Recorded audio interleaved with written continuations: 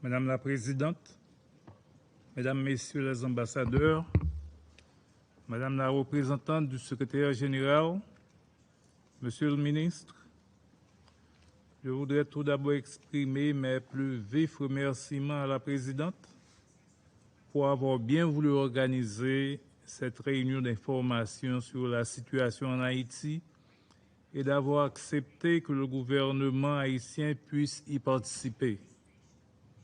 C'est le témoignage de l'intérêt particulier et de l'engagement manifeste du Conseil pour Haïti et son peuple et sa bonne disposition à aider le gouvernement dans la recherche d'une solution durable aux problèmes multiples et complexes auxquels le pays est confronté. À cet égard, je tiens à saluer le travail réalisé par le BINU et la représentante spéciale du secrétaire général, Mme Hélène Lalime, et pour les efforts déployés dans un contexte aussi difficile afin d'accomplir le mandat qui lui a été attribué par le Conseil de sécurité dans ses différentes résolutions. Je voudrais aussi remercier les différents intervenants pour leurs remarques judicieuses. Nous en avons pris note. Madame la Présidente, point n'est besoin de souligner l'importance de cette réunion qui arrive à point nommé. En effet, il permet au gouvernement, par mon organe, d'informer le Conseil des derniers développements de la situation sociopolitique et sécuritaire du pays, des efforts que le gouvernement est en train de déployer afin de l'améliorer et du même coup de présenter à la communauté internationale ses attentes en vue de nous permettre de sortir définitivement de cette crise multidimensionnelle qui a trop duré. Le 12 septembre dernier, des manifestations violentes ont éclaté dans le pays suite à la décision du gouvernement de cesser la subvention des produits pétroliers, entraînant du même coup l'augmentation des prix du prix des carburants. Cette décision, quoique difficile, était un impératif car l'État perdait un total de 400 millions de dollars par année. D'autre part, il s'agissait d'assainir les finances publiques en adoptant un budget d'austérité par des réformes macroéconomiques. Le gouvernement a entrepris une grande réforme au niveau de l'administration générale des douanes pour lutter contre la contrebande, augmenter les recettes douanières et freiner l'entrée des armes et des munitions dans le pays. Ainsi, ces mesures ont permis à la douane de collecter pour le mois d'août près de 8 milliards de gourdes, soit une augmentation de plus de 40%. Utilisant cette augmentation des prix comme cheval de bataille, les conséquences sociales à court terme inhérentes à cette mesure, ajoutées également à leur mécontentement contre les réformes douanières et l'adoption prochaine de nouvelles mesures, les pêcheurs traditionnels en eau trouble qu'on trouve dans le secteur politique et dans le secteur privé des affaires ont mis à exécution leur plan pour créer une situation chaotique dans le pays.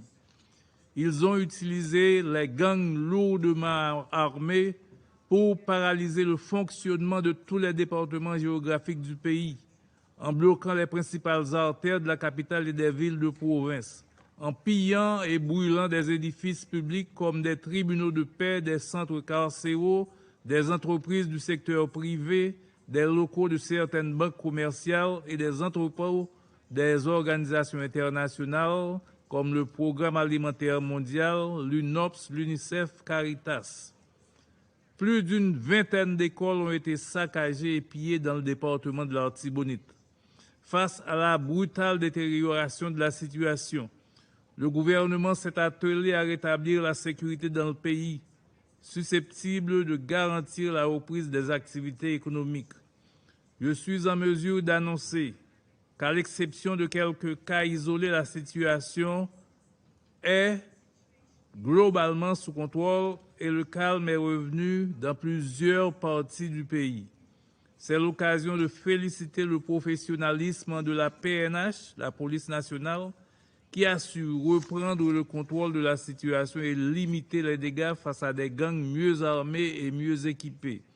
Madame la Présidente, je souhaite exprimer devant le Conseil la grande préoccupation et l'inquiétude du gouvernement haïtien face à cette grave situation. Je voudrais également mettre l'accent sur les conséquences catastrophiques que les actions délétères des gangs alimentés par certains secteurs économiques et quelques secteurs politiques causent à la société et leurs effets dévastateurs sur l'économie nationale et sur le quotidien de la population. Les conséquences sont extrêmement graves. Les manifestations violentes et destructives, ainsi que les difficultés rencontrées dans la livraison et l'approvisionnement du pays en carburant à cause du blocage des routes imposé par les gangs armés au niveau du terminal pétrolier de Vareux, complique davantage la situation économique déjà précaire du pays. Le carburant étant un produit transversal qui concerne toute l'activité économique, une telle situation est de nature à paralyser l'État et à jeter le pays dans une paralysie presque totale. Pour cause, certaines entreprises privées menacent de plier bagages et de se relocaliser ailleurs. Le parc industriel de Caracol, l'un des plus importants du pays, vient d'annoncer l'arrêt de ses opérations hier dimanche, faute de carburant, ce qui pourrait faire perdre 12 000 emplois dans un contexte de croissance économique négative.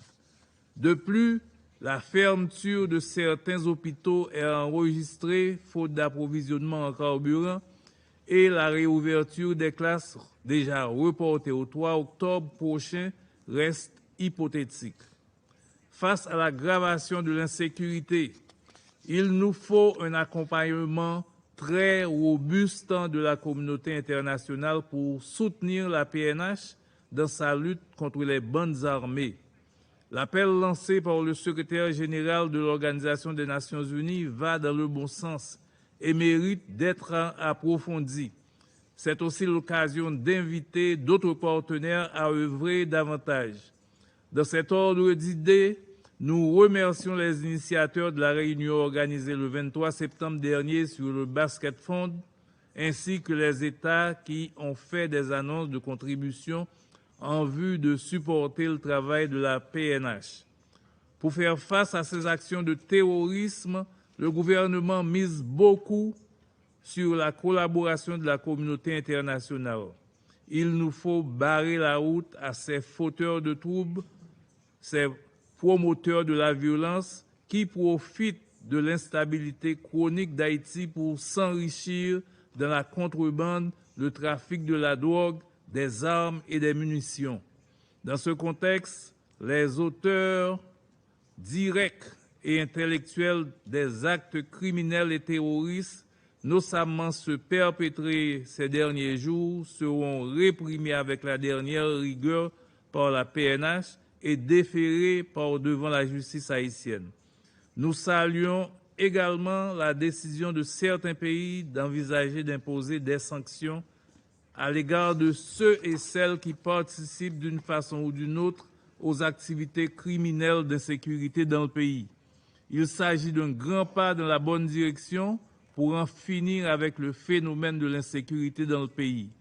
Madame la Présidente, de ce fait, la priorité de l'heure est le retour à l'ordre constitutionnel à travers le rétablissement de la sécurité et le dialogue politique, condition essentielle pour la tenue des élections générales, le rétablissement des institutions démocratiques et républicaines, ce qui permettra d'adresser les questions sociales et économiques. À ce propos, je suis heureux d'annoncer que présentement, des négociations sont en cours et nous espérons qu'un accord politique pourra être trouvé sous peu, ce qui permettra le déblocage de la situation.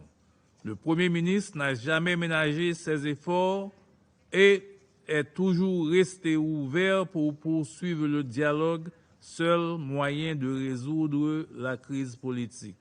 Je vous remercie. Je remercie son